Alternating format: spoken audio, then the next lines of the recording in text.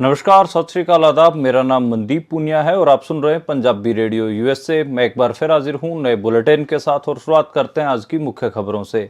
दिल्ली के पूर्व मुख्यमंत्री और आम आदमी पार्टी के सर्वेसर्वा अरविंद केजरीवाल ने दिल्ली वासियों से अपील की है कि दिल्ली में प्रदूषण बहुत है, इसलिए दिवाली पर पटाखे न जलाएं। उन्होंने कहा है कि ये मामला धर्म का नहीं है, हिंदू मुसलमान का नहीं है, बल्कि दिल्ली के लोगों के स्वास्थ्य का है, इसलिए पटाखे न जलाने की अपील अरविंद केजरीवाल ने की है।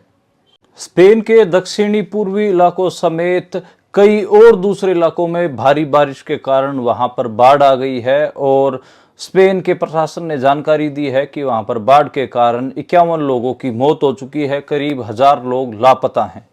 उत्तरी गजा के बेइतलाहिया शहर में इजरायली हमले के कारण 93 लोगों की मौत हो गई है। इसको अमेरिका ने भी भयानक बताया है। हमास संचालित स्वास्थ्य मंत्रालय ने जानकारी देते हुए कहा है कि 93 लोगों की मौत हुई है और बहुत सारे लोग लापता हैं।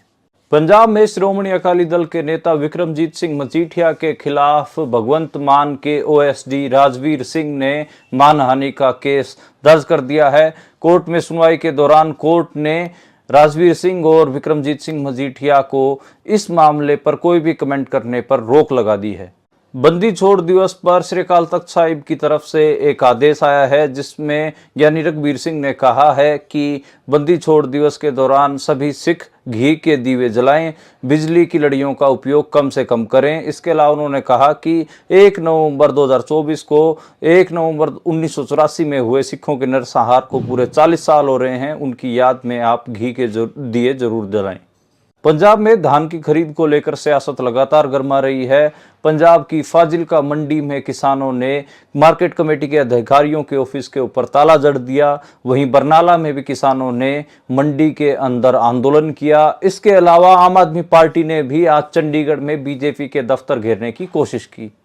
गैंगस्टर लॉरेंस बिश्नोई के जेल से हुए इंटरव्यूज को लेकर पंजाब पुलिस लगातार फंसती नजर आ रही है। आज पंजाब हरियाणा हाई कोर्ट ने पंजाब पुलिस के ऊपर टिप्पणी करते हुए कहा कि पुलिस अफसरों ने अपने दफ्तरों को टीवी स्टूडियो बना दिया था और उसको इंटरव्यू करने के लिए अपने वाईफाई तक दिए। ऐसे अफसरों की मिलीभुगत पर जांच होनी चाहिए।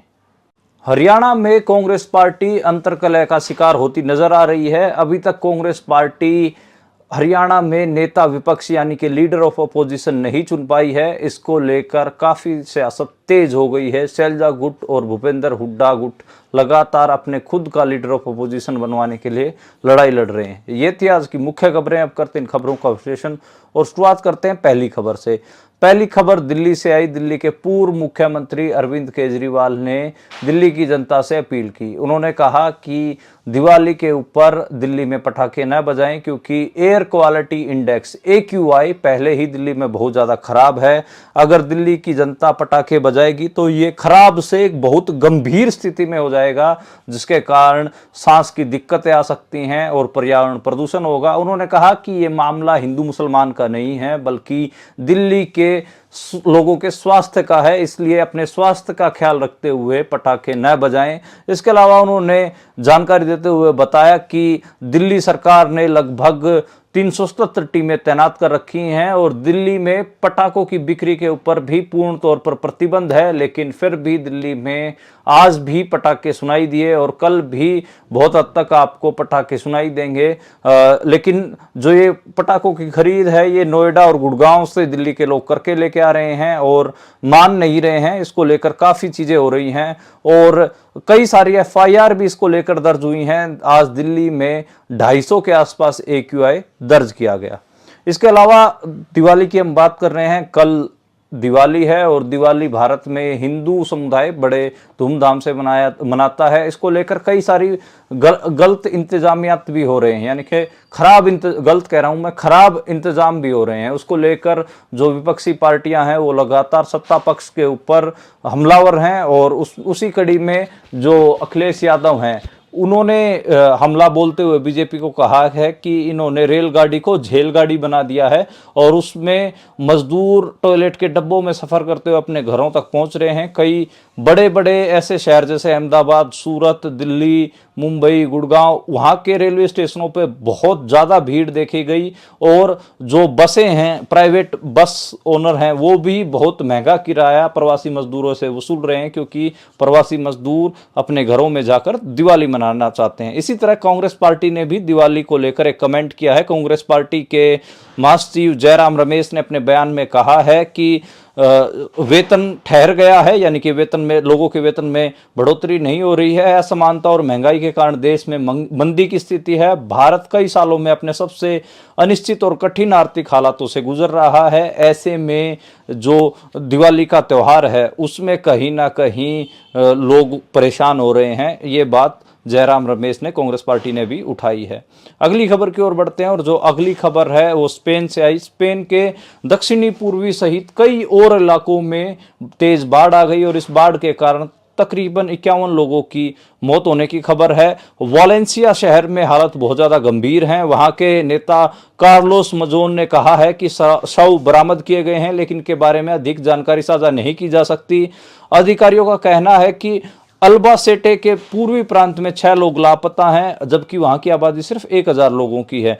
बहुत एक हिसाब से सड़कों पे जो गाड़ियां हैं वो पानी में डूबी दिखाई दे रही हैं। बहुत सारे विजुअल सामने आ रहे हैं, अलग अलग वीडियोस बना बना के जो पीड़ित हैं उनके अपने जो परिजन हैं वो मदद मांग रहे हैं, लेकिन बहुत मुश्किल स्थिति है। इस ऐसे में जो अंदालुसिया शहर है स्पेन का, वहां पर भी बड़ा एक हिसाब से अलर्ट घोषित कर दिया गया है। जो स्पेन के प्रधानमंत्री हैं पेड्रो सांचेज, उन्होंने सोशल मीडिया एक्स पर पोस्ट करते हुए लिखा है कि जो लोग लापता हैं और बाढ़ से जिनको नुकसान हुआ है उन रिपोर्टों को देखने से में जो प्रशासन जो सलाह दे रहा है उनका पालन करें और गैर जरूरी यात्राएं करने से बचें।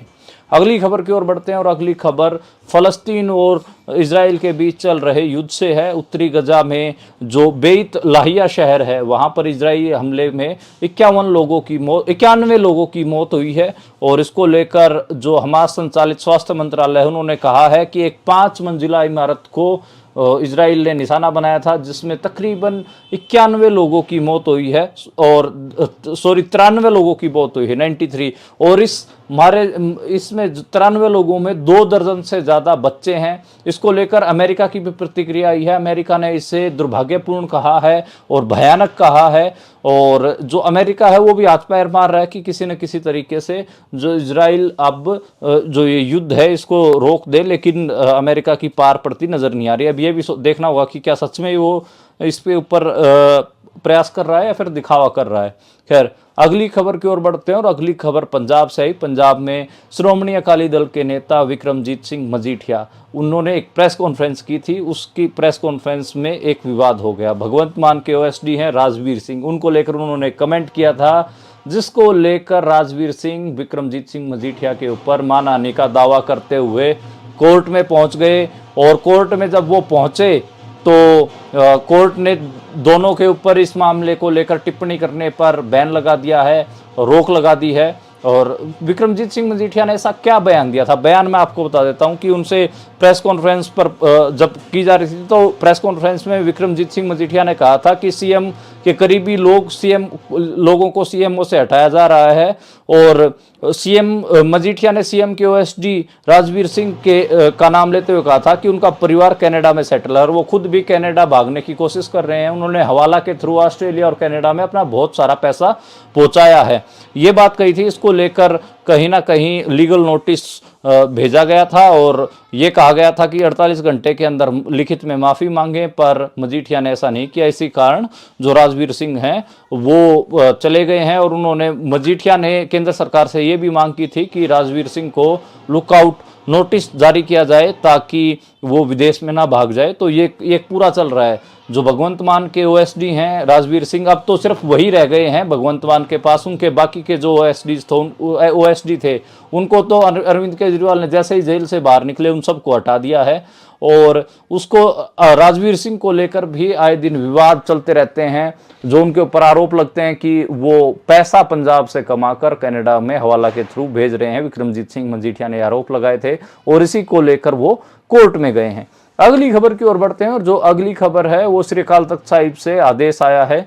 जो वहां के जत्थेदार हैं ज्ञानी रघुवीर सिंह, उन्होंने कहा है कि सिख समुदाय 1 नवंबर 2024 को जो बंदी छोड़ दिवस है उस दिन सिर्फ घी के दिए जलाए और जो इलेक्ट्रिसिटी यानी कि जो बिजली की लड़ियां हैं वो उनकी कम से कम सजावट करे। उन्होंने ऐसा इसलिए कहा क्योंकि 1 नवंबर 1984 में सिखों का नरसंहार हुआ था, उसी को लेकर जेनोसाइड, जो सिखों का जेनोसाइड हुआ था उसी को लेकर उन्होंने कहा कि उस जेनोसाइड के 40 साल पूरे होने जा रहे हैं और उसी को लेकर सिखों को 1 नवंबर को घी के दिए जलाने हैं। जो सिख लोग मारे गए थे इस जेनोसाइड में उनकी याद में, और बिजली की कम से कम लड़ियां जलाने की बात कही गई है।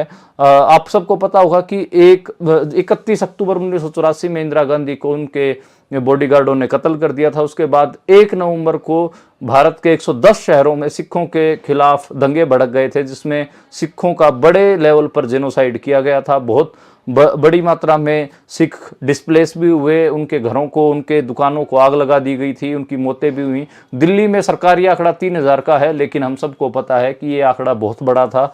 बहुत बड़ी संख्या में सिखों को दिल्ली में टारगेट किया गया था और बहुत दुखदाई एक हिसाब से मैं मानता हूं कि वो विजुअल थे। मेरे को लगता है कि आपको अगर कोई ऑब्जेक्टिव बात भी जाननी, मान लो कि आपको सिखों के पक्ष से सिखों का जो पक्ष है उसके ऊपर भी यकीन नहीं करना, कांग्रेस के पक्ष के ऊपर भी यकीन नहीं करना, मौके की सरकार के पक्ष के ऊपर यकीन नहीं, किसी के पक्ष पे यकीन नहीं करना, तो उस समय जो लोग बचाव कार्य में लगे हुए थे उन्होंने जो रिपोर्टें लिखी हैं उन्होंने, और जो उस टाइम पे जो विक्टिम थे उनके जो एक हिसाब से मेमोयर्स हैं उनको जरूर सुनिए। आपको पता चलेगा कि वाकई में उन लोगों के साथ क्या घटनाएं घटी थी। बहुत बुरा घटनाक्रम हुआ था जिसमें सिखों को टारगेट किया गया था, सिखों का कत्लेआम किया गया था।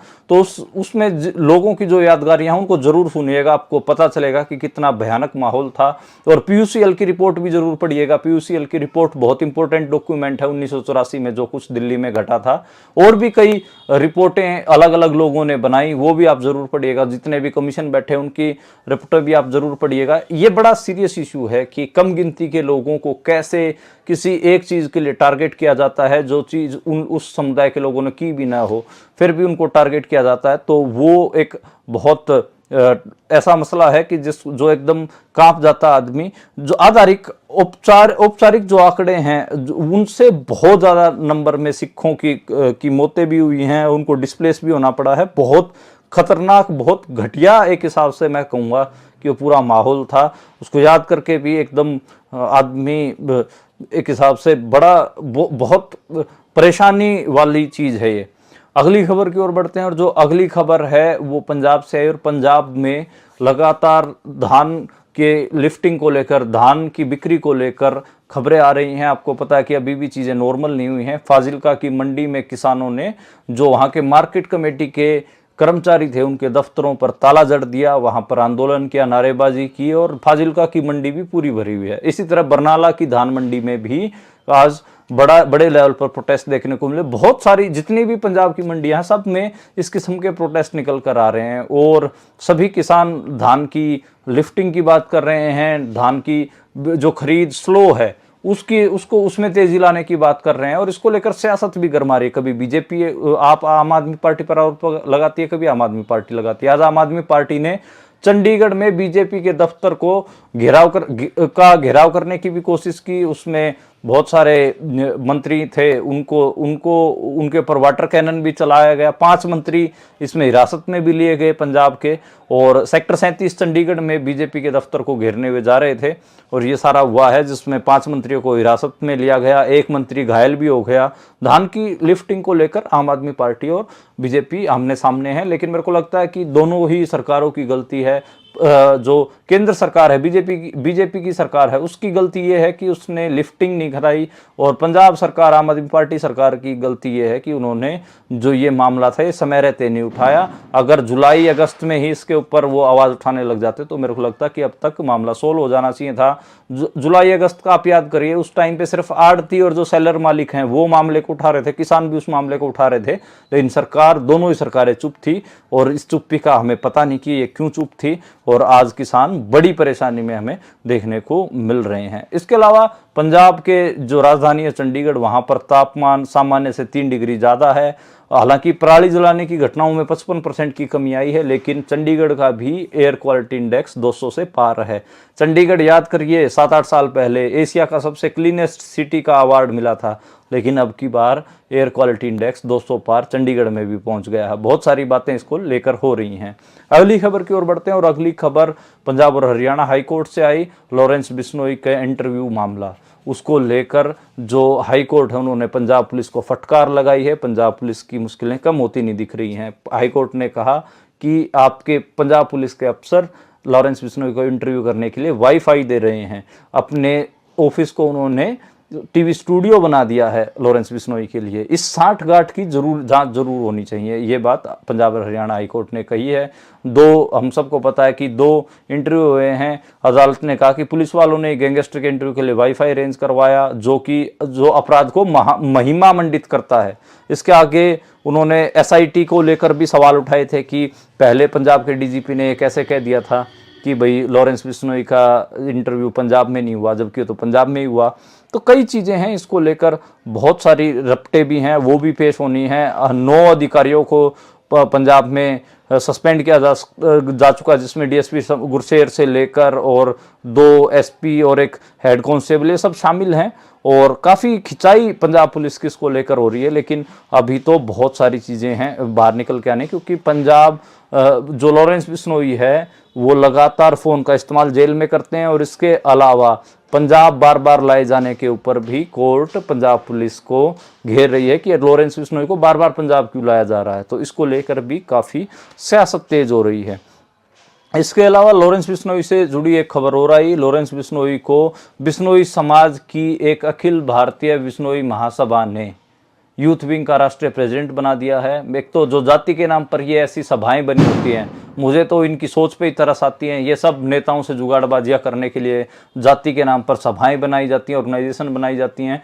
और लॉरेंस बिश्नोई को उन्होंने राष्ट्रीय यूथ विंग का अध्यक्ष बनाया है। उन्होंने कहा है कि जो लॉरेंस बिश्नोई हैं वो नशा रोकने के लिए काम कर रहे हैं। यूथ में कहाँ काम कर रहे हैं, तो जेल में बंद है, कैसे नशा रोक रहे हैं, कोई उनसे तार्किक बात पूछ ही नहीं रहा है। इसके अलावा उन्होंने ये भी कहा कि जो लॉरेंस बिश्नोई हैं वो कहीं ना कहीं बिश्नोई नौजवानों के एक हिसाब से आइकन है। अब मेरे को तो समझ में नहीं आ रहा कि कहाँ से आइकन है। क्या अपराधी किसी भी समाज का आइकन हो सकता है? ये काफ़ी सीरियस सवाल हैं, गंभीर सवाल हैं, ये सभी को सोचने चाहिए। और बिश्नोई महासभा भी, जो भी छोटी मोटी ऑर्गेनाइजेशन होगी, उसको भी सोचना चाहिए कि किसी भी जाति का हीरो, उसका क्रिमिनल तो कम से कम नहीं होता। जो कम गिनती के लोगों के, अल्पसंख्यक लोगों की मर्डर करता हो, उनकी मौत करता हो, उनको मौत के घाट उतारता हो, वो कभी भी किसी जाति का हीरो नहीं हो सकता।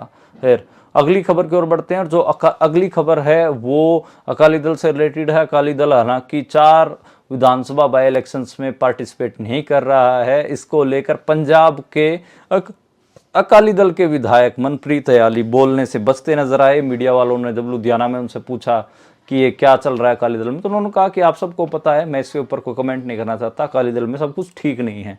तो अकाली दल में क्या चल रहा है, क्या बन रहा है, सभी की निगाहें हैं और हम लोग भी अकाली दल से रिलेटेड खबरों को लगातार कवर कर रहे हैं। अगली खबर की बात करें तो अगली खबर हरियाणा से आई। हरियाणा में कांग्रेस पार्टी की मुश्किलें कम होती नहीं दिख रही हैं। हरियाणा में कांग्रेस पार्टी इतने दिन बीत जाने के बाद भी अपना लीडर ऑफ अपोजिशन यानी कि विधानसभा में अपना नेता विपक्ष चुन नहीं पा रहे हैं और काफ़ी इसको लेकर हंगामा हो रहा है। भूपेंद्र हुड्डा अपना दावा कर रहे हैं, कुमारी सैलजा कह रहे हैं कि इनके नेतृत्व में चुनाव लड़ा गया तो हार गए, इनको ना बनाया जाए।